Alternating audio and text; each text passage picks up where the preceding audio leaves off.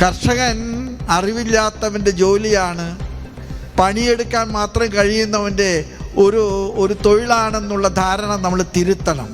അതുകൊണ്ട് തന്നെ കുറേ കൂടെ ശാസ്ത്രീയമായിട്ടുള്ള കാർഷിക വൃത്തികൾ, കുറേ ആദായകരമായിട്ടുള്ള കാർഷിക വൃത്തികൾ, അതിനൊക്കെ ആവശ്യമായിട്ടുള്ള ഗവേഷണങ്ങളും പഠനങ്ങളും ഒക്കെ ഉണ്ടാകണം.